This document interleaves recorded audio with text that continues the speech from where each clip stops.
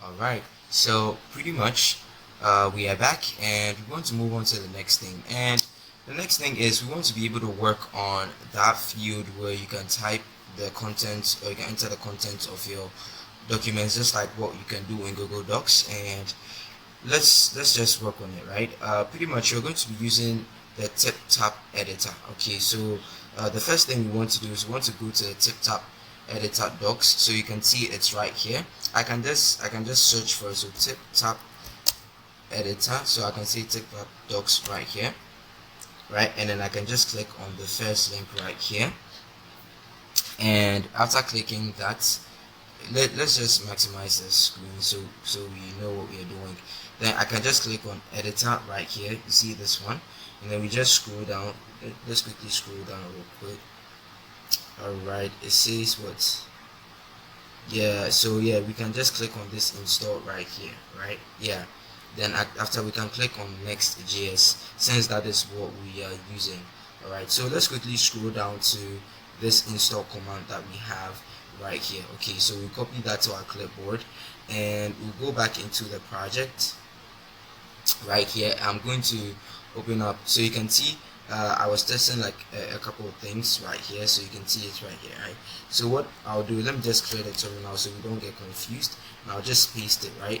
Yeah, but we don't want to paste it directly because we are going to be getting peer dependency errors. So what we do is to add what legacy peer deps, just like that. Legacy peer deps, just like that, and pretty much I just hit enter, and we should be able to install all these packages at the same time, nice and clean. Alright, so yeah, while these packages are installing, let's just move on to the next thing. Let us clean up the project. So we have this layout.tsx, we don't need that. And what do we have? We have this auth right here, we don't need that today. I'll just delete all that stuff. And then inside this page.tsx right here, you see this folder, this dynamic routes for the document ID. What we are going to do is I'm going to try to create a new file, and I'll name it editor. So I'll say editor.tsx, just like that, and then I'll do my refce to get it out, and then I'll say what's editor, just like that. Alright, then right after we've been able to create our editor components right here, the next thing we want to do is let's go into the docs and let's look at the next thing. So the next thing here is it says you should make it a client component. And yeah, so pretty much every component that you create inside your Next.js application is by default a server component, and so it means you can actually call data inside these components directly, and they also work really well with SEO. But usually these type of files or these type of pages are static, alright, so which means you can't really make any dynamic content. And because of that, since we use hooks to usually manipulate content, making them dynamic, we can't use any hook inside a server component, right? So we need to use the use client directive to specify that it's a client component before we can use any hooks like the ones we see here. So let's quickly import this nice and clean. So let's go back. Where is it? So we can go back here and then we can import this bad boy real quick. Let me push it to the top, just like that, and do this, and then we give this some space to make it clean. And let's go back inside here, and then we'll copy this editor that we have right here. Alright, now that we've been able to copy the editor right there, what I'll do is I'll just come here and then hit paste, just like that, and then pretty much that should be it. Then the next thing we'll do is let's go and add this return statement right here. So I'll just copy that real quick, and the next thing is I'll just go back into the code and I will do the needful, and that is what to add the return statement right here, just like that, right?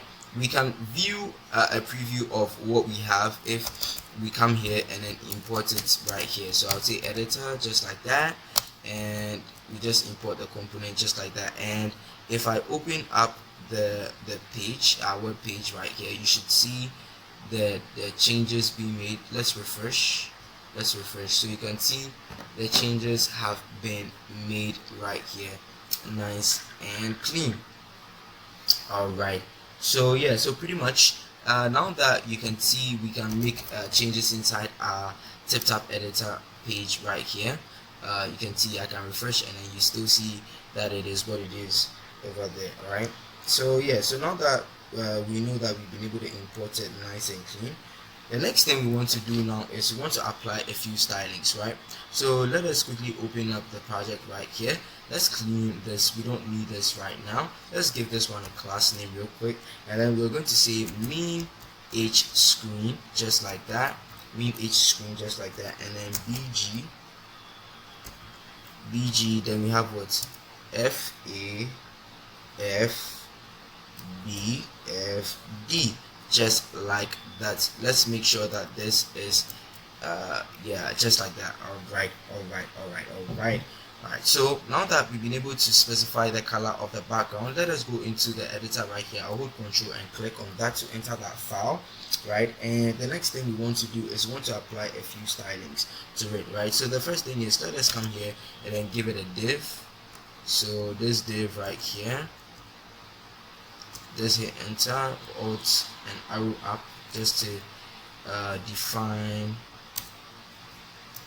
So yeah, let's wrap this around a bracket, just like that, nice and clean. Alright, so now we've been able to put this in a div, right? Now the next thing we want to do is let us add a few class names into this, but before that, let us put this also in its own div so that it doesn't clash. Alright, so nice and clean. Alright, so now let's give the class name. So the first thing is we want to say size full, then we want to say overflow x auto, just like that, and then we want to give it a bg, and then for the bg this time we're going to specify it just like that. So we say what, this we bring a hash, and then we bring what, f9, right, f9 fb fd, just like that, and then you can see we have that right there. Alright, the next thing is we want to come and then add px4, just like that. So we have px4, and then we have print, and inside the print we have what, p0, just like that. Alright, and inside here we have what, print bg, so bg white, just like that. Alright, so print bg white, we have that, and then we can come here and then say overflow visible, just like that. Alright, so print overflow visible, just like that. Alright, so now that we have this all worked out the way we want it to, we can now come into this div right here, give it its class name too as well, and then that is going to be min w max, just like that. Alright, so min width max, we are going to make sure that we set it to flex, and we justify, so we want to do justify center, and we want to say what, w816px or pixels, but don't forget to put it inside the square brackets just so the styles can be applied. And let's come here and then give it what, padding 4, just like that, and then print. So on print, we want to give what, padding y to be what, 0, just like that. Alright, then we give it an mx auto, just like that, mx auto, and then we give it what, on print we want to set the width to be full, just like that. Alright, and then the next thing is I'll say what, print mean width, so print mean width, and that is going to be what, w, just like that, and we give it that. Alright, nice and clean. So yeah, pretty much now that we've been able to work on this thing right here, right now let's quickly go back into the project and look at the results, right? So you can see, okay, so this little, you know, semicolon that we have there is due to this. Let's just take that out, and yeah, let's go back into the project. You can see it's gone. So yeah, pretty much we have this at the middle of the page, and we can do whatever we want to do inside this box right here, right? But we obviously don't want our box to look like this. Alright, we want to get rid of this. So what we want to do is, we could have just added a class name to the editor content, right? But fortunately and unfortunately, it's not that way for our TipTap editor package. Alright, it's not that way. So pretty much what we need to do right here is we need to go into this, and then we see what editor props, just like that. Editor props right here, right? And then inside the editor props that we have, let's bring our comma, let's not forget. Now inside the editor props that we have, we can specify what attributes, right? So we can specify attributes just like that. Now inside the attributes, we can give it a class. Okay, we can give it a class. Now inside the class, what we want to do is we want to now see what, on focus. Whenever we click inside the box, we want to set the on focus to what, to outline, so that we can get rid of that gray outline. So yeah, let me just refresh so that you can see the difference. So you see, so you see pretty much the gray outline that was specified at that time is gone. So pretty much let's just get back into the project. So yeah, so let's set it to be none, so that it will go out completely. Okay, so let's go, and then you can see, yeah, see it's gone completely. All right, nice and clean. Right, if we refresh, everything is going to get back to default, just like that. All right. So now that we've been able to add that, let us go back into the project right here, and we will say what we want to set the print. So on print, we want to make sure that the border is what is 0, just like that. All right. So on print, the border is 0. We want to set the BG to be white, just like that, and then we set the border.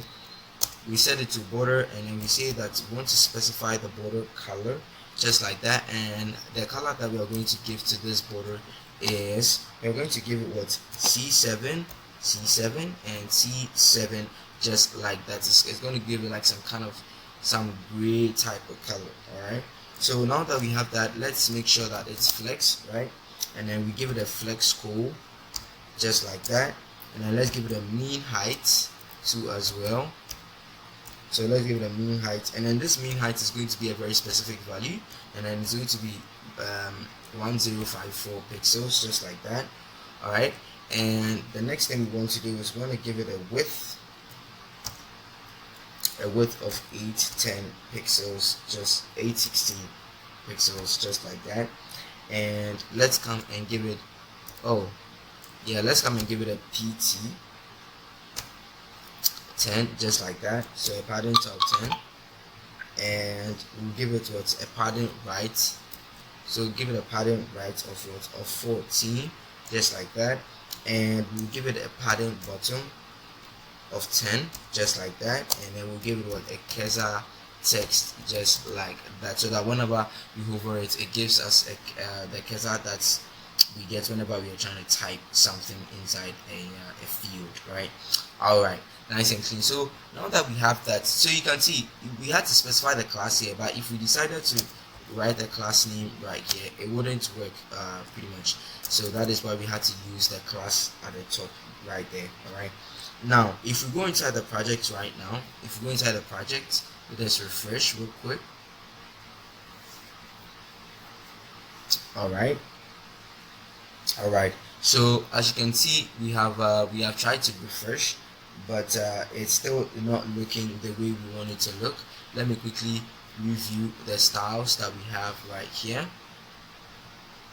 Quickly review the styles real quick. So we have focus, outline, none, print, border. Those ones don't have any issues with them. Yeah, we've been able to specify all the specific widths and paddings. You need to check here. Size full, okay, size full is full. We have what, we've been able to specify the background, and then the px, and the print for this one too as well. We have the print for the bg white and then overflow visible, right? That one too is also clean. Then we have what, main w max, then we have the flex classify center. All right, this one too is also clean. All right, py0, okay, mx auto, yeah, they're all supposed to do what they are supposed to do. Now let's just go back into the page.tsx right here. Alright, and this side too also has all the styles it's supposed to have. I think we're supposed to have like a specific width, right? So let's go into the editor right here. Alright, so I'm coming. 1 second, let me try something here. Let me just pause the video and then figure it out. Alright, so this was pretty quick for me to figure out. I realized I forgot to put this inside the square brackets right there, and now we should be good. Alright, so yeah, so now that we have the width specified nice and clean, what we want to quickly do is let us go into this style right here. So yeah, so right now you might be wondering why we are not specifying whatever style that we want to specify inside the class. I mean, since it already works, right? But at the end of the day, we are going to have to do a couple of things that are going to require more hands-on stuff or more dynamic approaches, right? But putting them in a class isn't really the right way to go. So that is why we are going to be doing the next few things inside this style, right? So as we keep going, you would understand along the line. So I would say padding left 56. So padding left is what? Oh, padding left is 56 pixels, just like that. And then we set it to what padding right to as well. Padding right is also what 56, just like that, pixels. Alright, let's make sure it is set right. Alright, nice and clean. Alright, so you can see that our code is looking nice and clean. We can make any change that we want to make. You can see right here, you can see we are typing nice and clean, and we are making whatever change. You can see if I select and I say bold, it can bolden. If I select this and then I say underline, okay, I guess it's not everything that works, but yeah, we can do a couple more things with the shortcuts, right? And even if we try to print, you can see that we will get a loading preview just like that right here. Alright, you see, so yeah, pretty much that's basically it. Alright, so this is where we are going to end for this part of the video, and in the next one we'll just work on the TipTap extensions. Alright, so yeah, thank you very much for getting to this video, and hopefully I'll see you in the next one. Alright.